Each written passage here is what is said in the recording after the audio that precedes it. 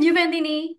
Minggu ini Juventus menghadapi tiga isu besar nih. Yang pertama masa depan Federico Gatti, lalu ada sosok kepala Scott baru, dan rumor transfer Kenneth Taylor nih. Nah, tiga topik ini bisa sangat mempengaruhi arah Juventus ya pastinya ke depan. Jadi jangan di skip, tonton video ini sampai habis. Bersama saya Sekan Asli dan bareng dua narasumber kece kita, ada Mas Jeki dan ada Mas Wandi. Halo, halo Mas. Halo Sekar, Halo, thank you sudah bersama kita lagi dan thank you Suara Juventini masih terus bersama kita juga. mantap. Mantap. Oke, nah kita akan berdiskusi ya secara tajam dan tapi tetap santai gitu ya seputar update Yoi. terbaru Juventus.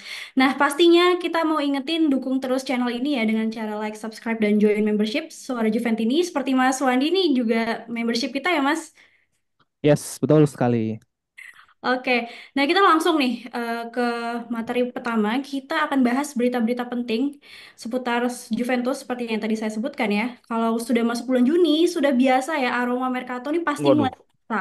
seru nih, seru nih, seru. Seru. Banyak Tunggu-tunggu nama nih. banyak nama berseliweran ya, banyak rumor yang muncul, tapi juga ada nih isu-isu serius yang bisa berdampak nih ke masa depan klub. Nah, ini berikut kita rangkum berita dari tanggal 6 sampai 7 Juni 2025, jadi yang terupdate ya. Dan tiga diantaranya layak banget buat kita bahas lebih dalam. Yang pertama, ini situasi kontrak Federico Gatti yang kembali memunculkan tanda tanya. Jadi menurut Nico Skira, Juventus dan Gatti sudah sepakat soal kontrak terbaru hingga 2030 ditambah dengan opsi 2031 nih dengan gaji sekitar 2,5 juta euro per musim. Tapi ternyata Damian Comoli, GM-nya Juventus ya, menunda pengesahan kontrak sampai usai Piala Dunia antar klub. Nah, sementara itu Napoli ternyata siap nih menyambut Gatti berkat kedekatannya dengan mantan staf Juventus ya, Giovanni Mana. Nah, situasi ini tentunya bikin fans khawatir ya. Kita khawatir juga nih, apakah Juventus akan mengulang pola lama kayak kasusnya Dybala dan Chiesa mungkin? Kita langsung tanya-tanya kedua narasumber kita. Apakah Juventus kembali mengulangi pola lama nih, Mas Jeki dan Mas Wandi? Menunda kontrak, kehilangan pemain, lalu menyesal? Atau kalau memang Gatti layak nih, kira-kira dapat gaji dan perannya apakah layak lebih penting? Atau Juventus harus realistis nih cari back line yang lebih ideal untuk proyek jangka panjang? Langsung kita mulai mungkin dari Mas Jeki, silakan Mas. Oke, terima kasih Sekar. Wah, materinya kita langsung mulai dengan situasi pemain penting ya, yang di Iya. mana masa depannya hari ini belum belum di apa namanya belum diikat secara jelas untuk beberapa musim ke depan. Yang pasti memang tadi Sekar sempat bilang, apakah ada deja vu seperti kejadian kayak Dybala, kejadian seperti Chiesa. Ini situasi yang memang kita nggak bisa bilang Gatti akan lebih baik dari kondisi Dybala sama Chiesa. Keadaan deja vu itu sebenarnya sangat menghantui ya, sangat menghantui gue sebagai Juventini. Memungkinkan memungkin aja situasi-situasi seperti itu karena kalau lo mau kontraknya itu extend, udahlah jangan di pending-pending, langsung Hmm. aja gitu. Nah, yang pending-pending begini, kadang-kadang kita, ya kan kita nggak tahu ya apa pemikiran manajemen. Tapi kan akhirnya memunculkan pertanyaan di Juventini gitu loh. Ngapain sih di pending-pending kalau pemain penting kan gitu? Gitu loh. Karena kenapa memunculkan pertanyaan? Karena gue lihat bahwa dari sisi Gatinya sendiri, dia udah jadi pemain penting di Juventus. Dia udah main 39 pertandingan musim lalu. Ya kan? Dia walaupun di era Motta, era Tudor, era Allegri, dia selalu menjadi pilihan utama untuk menjadi back tengahnya Juventus. Even main di back 4 back, even main di 3 back. Jadi dengan adanya dia kenaikan gaji hal yang sangat wajar dengan gajinya kan sekitar 2,5 juta per musim ya terus juga sampai kontrak 2030 dilalanya Napoli masuk gajinya lebih gede Iya. selisih 500 ribu Ribu. ya kan ditambah lagi ada apa Conte kan bermain sama Conte kan punya Iya. hasrat untuk juara hasrat untuk menang tambah lagi di sana ada Mana yang sudah kenal pasti sama Gatti.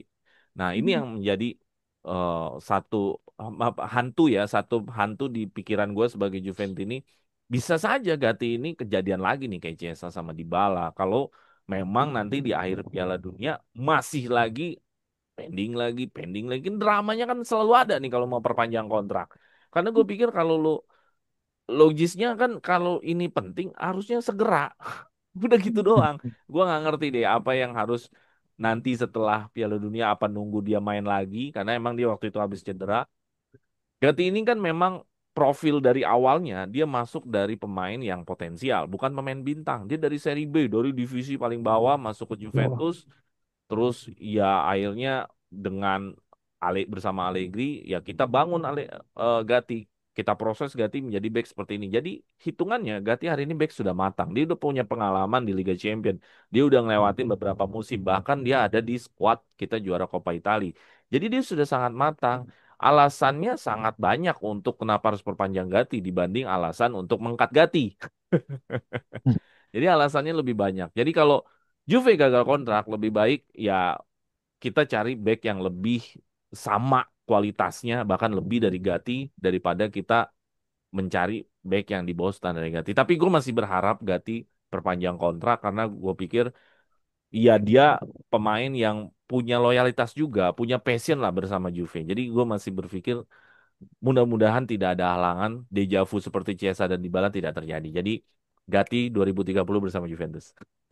mantap. Oke, Mas Jaki masih berharap nih Gati bersama kita. Kalau Mas Wandi, adakah opini lain mungkin? Oke, Fedel Gatti.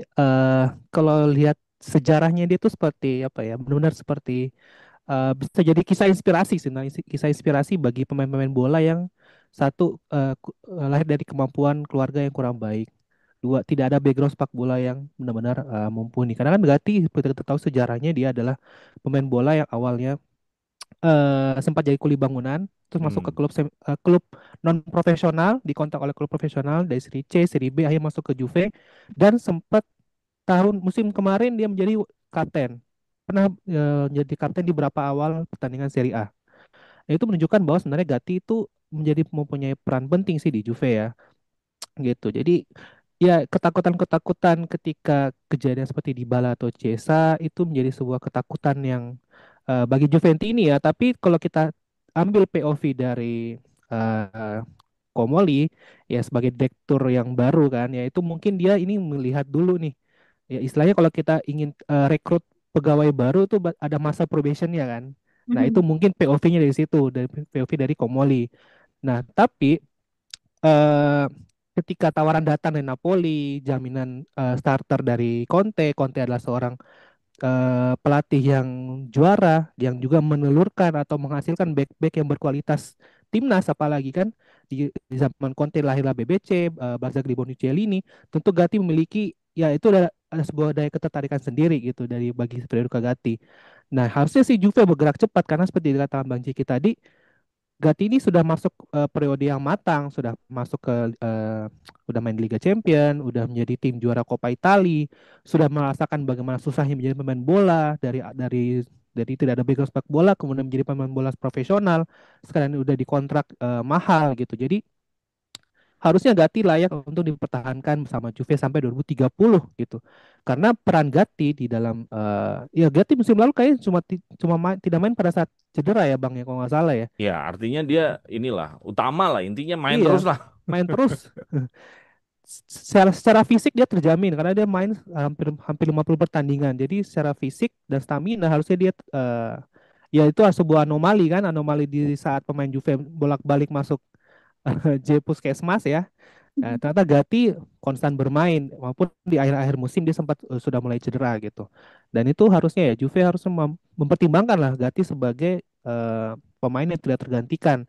Ya, tapi kembali di Juve tidak ada pemain yang lebih besar daripada klub gitu. Jadi bisa aja kejadian seperti kemarin ya terulang. Gatti untouchable gitu. Walaupun dia menjadi digantikan ya harapannya diganti bukan oleh pemain-pemain yang pemain muda lagi gitu karena kita berharap yang menggantikan Gatti adalah pemain-pemain yang sudah matang memang sudah siap untuk bertarung di berbagai kompetisi yang akan Juve hadapi gitu jadi ya semoga Gatti tetap bertahan dan walaupun tidak bertahan ya penggantinya harus yang setara atau lebih dengan tentu dengan harga yang cocok gitu. Oke, harapannya sama ternyata dengan Mas Jaki. Nah, tapi kita anggap kalau Gatti benar-benar pergi nih dari Juventus, Mas Jaki. Jadi, siapa sih nama back yang Ah. apa ya yang paling realistis dan cocok menggantikannya di skema Juventus saat ini? Balik lagi ke Mas Jaki, silakan Mas. Oke, ya jadi kalau misalkan tadi kan gue udah bilang di pertanyaan pertama itu harus yang setara atau lebih.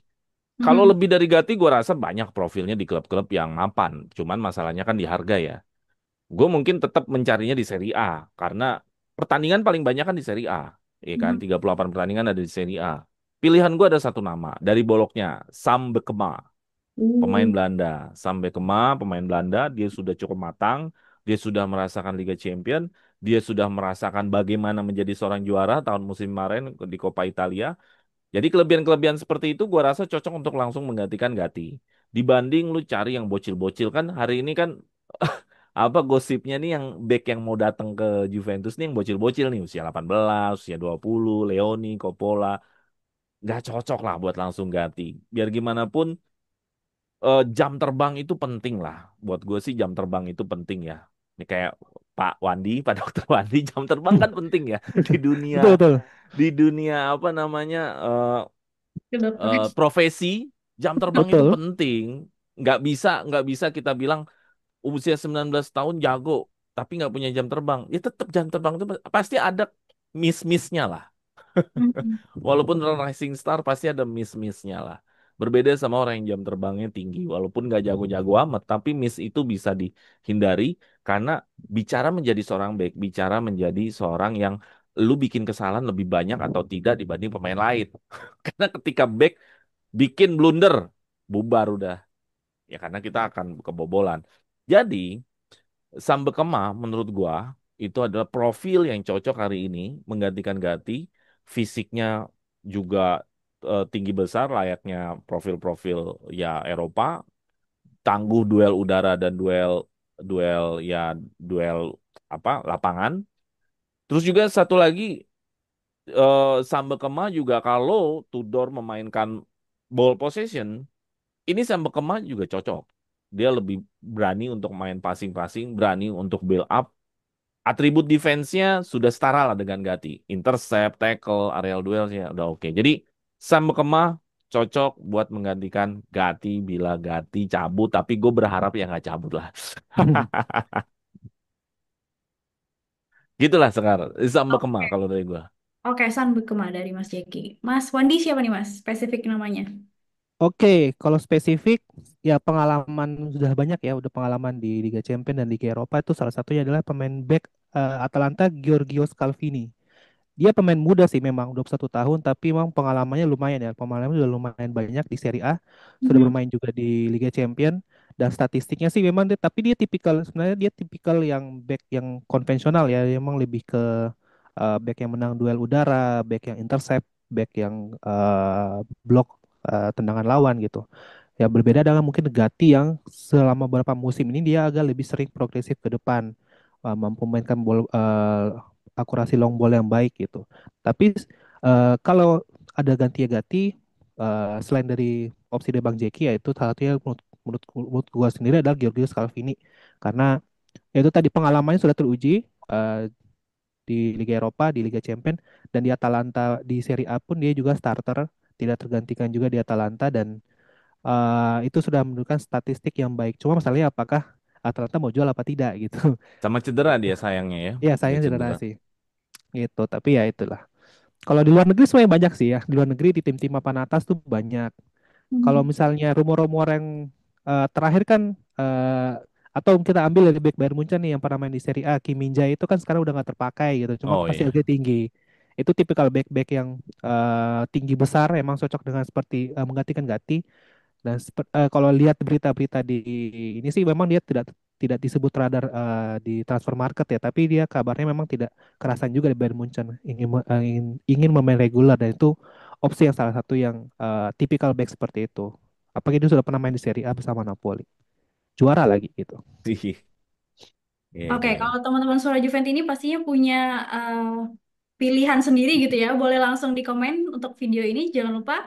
Oke, kita ke materi berikutnya. Ini soal Tonyozi yang dibilang gagal balik. Kira-kira apakah bisa dimasuk? Nah, awalnya jadi ceritanya Matteo Tonyozi ini benar-benar disebutkan akan kembali ke Juventus. Nah, ia sempat diisukan jadi sporting director ya, atau setidaknya kepala pencari bakat. Tapi rumor itu perlahan memudar nih, karena kini justru muncul nama baru yaitu Victor Bezzani seorang technical director Toulouse yang disebut-sebut jadi kandidat kuat chief scout-nya Juventus. Nah, langkah ini banyak bikin para fans bertanya-tanya apakah Juventus membuang kesempatan dengan melepas Tonyozi atau justru Bezzani yang lebih cocok untuk era baru. Kita balik bertanya kepada narasumber kita yang keren-keren ya. Apakah Juventus kehilangan kesempatan penting ini dengan tidak memulangkan Tonuzi atau justru Victor Bezzani yang lebih pas dengan sistem scouting data driven ala Komoli? Balik lagi ke Mas Jeki, silakan Mas. Oke. Ya, jadi kalau Tonozi sebenarnya eh, kalau dia direkrut kembali, ya mungkin ini membangun suksesi kembali waktu Tonozi berhasil merekrut Yildiz, merekrut Huijsen, merekrut bakat-bakat Juventus yang hari ini kita bisa lihat ada di first team. Ya mungkin Savona juga bagiannya kali ya. Nah, itu Tonozi. Cuman akhirnya kan beritanya berkembang ya, dinamis ya, bergerak terus. Akhirnya Komoli melihat bahwa gue pengen yang nyambung sama gua aja deh. Kayaknya dia ya seperti orang kerja kan kalau bos Ya, masuk dia pengen bawa anak buahnya juga biasanya. ya. Nah, itu terjadi nggak hanya ada di pekerjaan di Indonesia, ternyata di luar negeri juga begitu ya. Rezim rezim baru Order, ya. Iya. Jadi order. kalau di Indonesia sering kayak gitu ya, bos baru bawa anak buahnya, bawa timnya. Itu ternyata di Juventus juga begitu. Ya, kalau memang itu membuat Komoli lebih nyaman dan hasilnya adalah produktivitas, buat gua nggak soal. Kita kan Ya. output yang paling penting kan. In the end kan gitu ya. Pada akhirnya kan adalah output ya. Misalkan Mhm. gue bilang gue tahu nih portofolionya dari Tonozi itu udah ini. Cuman kan masalahnya itu masa lalu. Kan kita bicara masa depan kan. Ya kan? Sedangkan masa lalu itu kan penggambarannya spion kan, bukan kaca depan kan. Spion itu kan kecil ya. Nah, sekarang kalau masa depannya memang bukan dengan Tonozi, dengan Benzani itu tadi, ya udah. Oke, kita kita coba kita lihat. Cuman yang paling penting adalah permasalahan Juventus kan hari ini untuk masalah pemain muda adalah permodelan. Permodelan dalam arti kata gini, lu mau rekrut pemain muda untuk nantinya hanya dijadikan alat jual beli atau nanti mau ke first team. Nah, ini kan satu filosofi yang memang harus ditetapkan gitu loh. Karena kalau itu tidak ditetapkan, kita nyari head coach nggak ada guidance-nya. Kelihatan jago aja, nanti main di first team dikit, kita jual Jual. gitu loh. Jadi gue berharap ya dengan Komoli yang katanya memang pendekatannya by data, adanya sebuah permodelan adalah sebuah filosofi yang bisa dibangun. Gue Mhm. ngerekrut anak muda ini untuk ke first team atau juga barang dagang aja gitu loh. Itu yang pertama. Yang kedua, mudah-mudahan si Benzani ini bisa apa maksudnya bisa eh, mencair ya untuk koordinasi kepada pelatih utama. Karena biar bagaimanapun head coach juga harus berkoordinasi sama pelatih utama. Kira-kira gambaran nanti yang bakalan ke first team nih anak muda yang seperti apa kan gitu. Jadi sehingga pelatih utama itu bisa mendapatkan bahan baku yang bagus dari anak-anak muda di Juventus sehingga Juventus tuh nggak perlu lagi nyari 19 tahun, 18 tahun di luar Juventus gitu loh. Kenapa? Karena kan udah ada next gen, udah apa segala macam. Kenapa harus cari lagi gitu loh. Makanya untuk yang masuk ke next gen memang sudah ditentukan permodelannya gitu loh. Terus yang ketiga, tadi kan pertama apa? Gua lupa gua.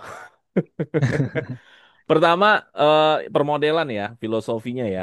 Yang kedua adalah cair nih head coach bisa koordinasi sama sport director ya udah pastilah Komoli kan bosnya. Cair juga sama pelatih utamanya karena ini kan bukan orang Itali nih. Hmm. Cair nih sama Tudor atau sama siapa. Yang ketiga terakhir, ya lu mau cari head coach, jaringan lu harus gede lah. Jaringan lu harus gede. Juve ini jaringannya kalau untuk Afrika tuh masih minim. Amerika Latin mulai-mulailah. Ya jaringannya pasti Itali lah selama ini. Mudah-mudahan dengan head coach-nya bukan orang Itali lagi. Ini membuka jaringan lebih besar. Siapa tahu nanti sampai ke Indonesia jaringan ada jaringannya Juventus melihat usia 10 tahun, 11 tahun, 12 tahun yang bagus bisa dibawa ke Juventus. Jadi tiga hal itu yang gue harapkan dari seorang scouting baru. Ya dia bisa membuat suatu permodelan atau filosofi. Kedua, cair, mampu koordinasi sama sekelilingnya, nggak kerja sendirian, terutama sama pelatih utama. Ketiga, jaringannya gede. Jadi kita bisa dapat nih bakat-bakat bagus dari Afrika, dari Amerika Latin, dari Eropa Timur. Jadi kenapa klub-klub lain bisa dapat, kenapa kita enggak? Mungkin permasalahannya adalah jaringan kita nggak banyak, nggak kuat. Nah, jadi itu tiga hal itulah yang gue harapkan dari si Benzani ini kalau memang dialah yang nanti jadi head coach-nya. Oke, berarti cenderung positif tapi tetap penuh harapan gitu ya. Hmm. Ya, oke. Nah, Mas Wandi gimana, Mas? Oke, ya Tognozi sih sayang ya sebenarnya kalau dia tidak kembali ke Juve karena biar bagaimana dia otaknya next gen ketika dibentuk dan juga ya itu tadi sempat sempat sebut Bang Jeki ya dia squadnya untuk ya Kenan Yildiz, Samuel Eling Junior gitu, Soleh, Huijsen dan ketika ada isu dia kembali sebenarnya itu isu yang positif tapi itu oke lah dia sudah sepertinya akan segera ke Arsenal ya mungkin ya. Sepertinya juga lingkungan Astra cocok sih buat Toknozi juga sih. Nah, tapi ya kita move on lah ke Victor Bezani.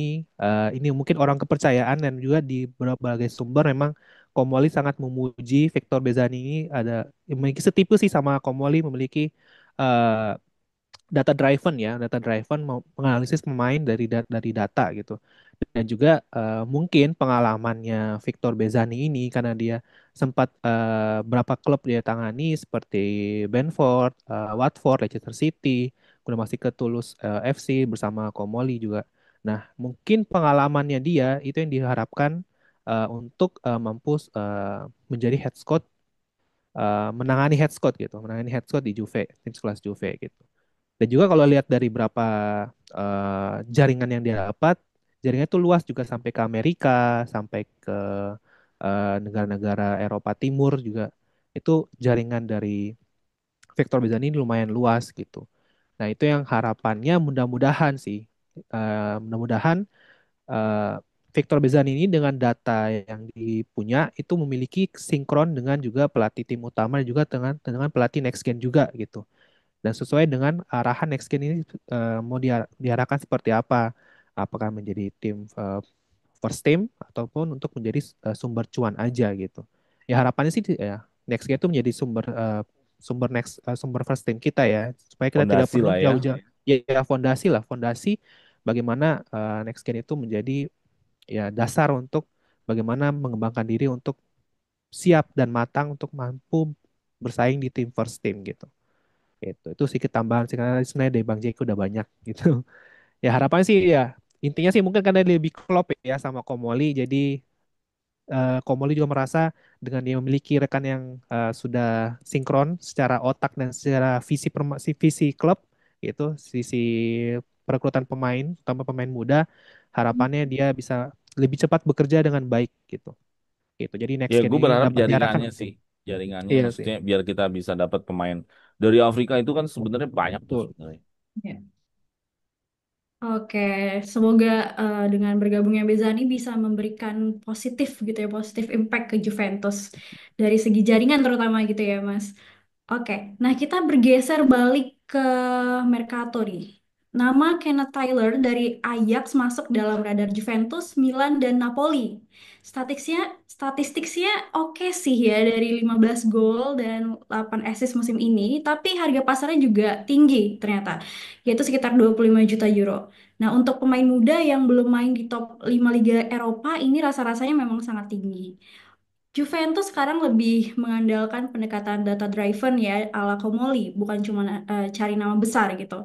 Nah, kalau menurut para narasumber nih, apakah Kenneth Taylor nih benar-benar cocok buat Juventus saat ini? Atau apakah pendekatan statistik dan efisiensi bisa bikin Taylor jadi jawaban kebutuhan ini tengah kira-kira?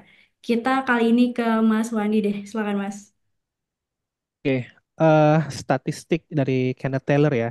Kalau kita kan sebagai orang awam nih kita taunya statistik dari Footmob atau dari Google ya. Mungkin kalau dari Komoli sama pelatih nanti itu tentu dia statistiknya mungkin lebih banyak gitu. Tapi kita coba lihat statistik dari Kenneth Taylor nih.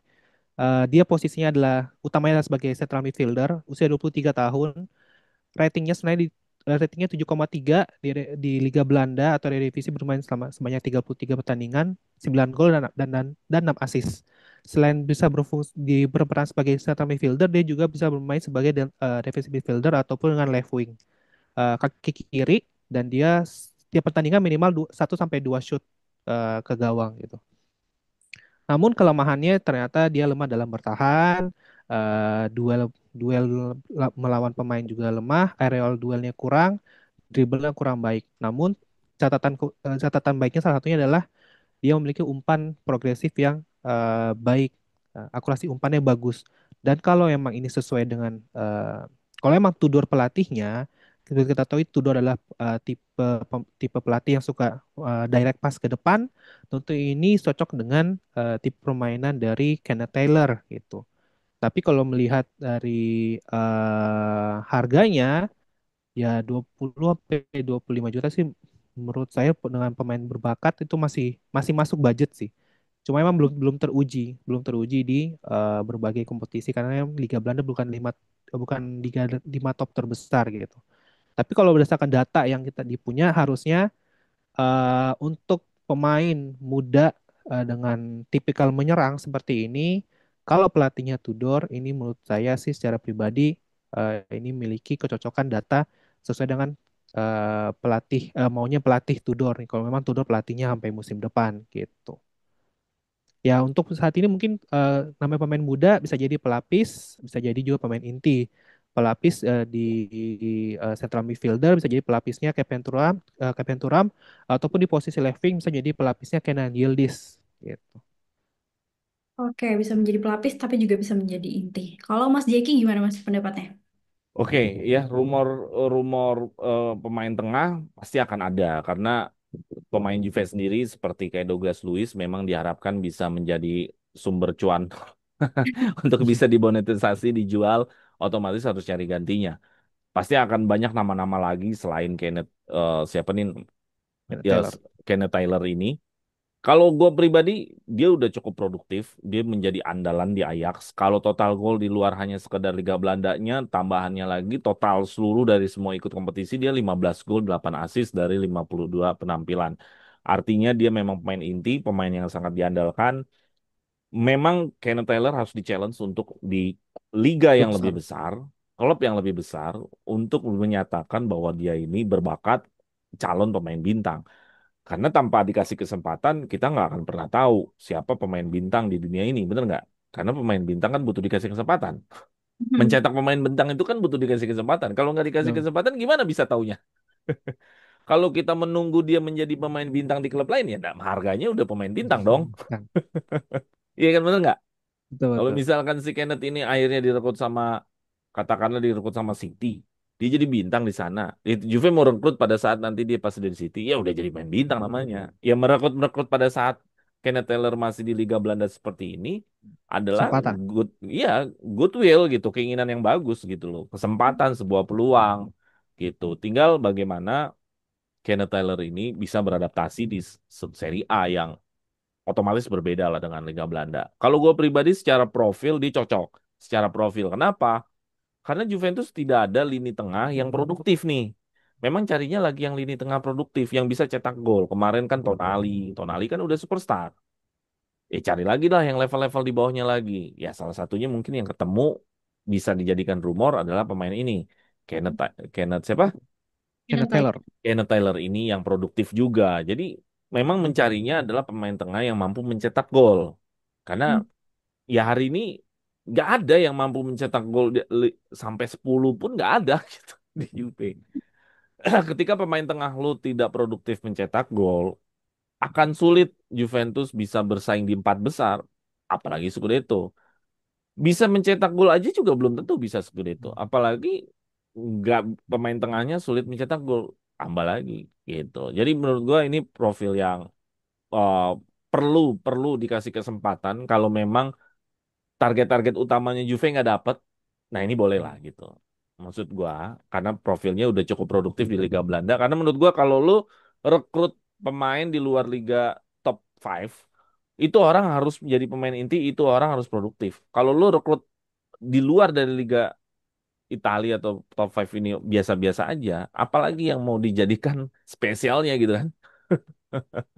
Ya kira-kira gitulah. Oke, itu dia ya teman-teman Sora Juventus ini tiga topik utama dari kabar Juventus minggu ini ya, dari drama kontrak Gatti, tarik ulur kandidat scouting baru, sampai nama muda produktif dari Liga Belanda gitu. Nah, yang jelas tiap langkah yang diambil musim panas ini akan menentukan fondasi musim depan. Apakah Gatti stay atau cabut, Toknonzi balik atau tidak, atau Taylor nih layak atas sekedar sensasi angka? Tentunya harus ditulis pendapat kalian di kolom komentar ya. Dan jangan lupa dukung channel Sora Juvent ini dengan like, subscribe, serta join membership untuk mendapatkan kesempatan jadi narsum dan join di grup eksklusif kita. Terima kasih atas perhatiannya sampai akhir. Kita akhiri. Vino alla fine. Forza Forza Juve. Juve. Thank you, thank you, thank you, Scott. Thank Thank you. you.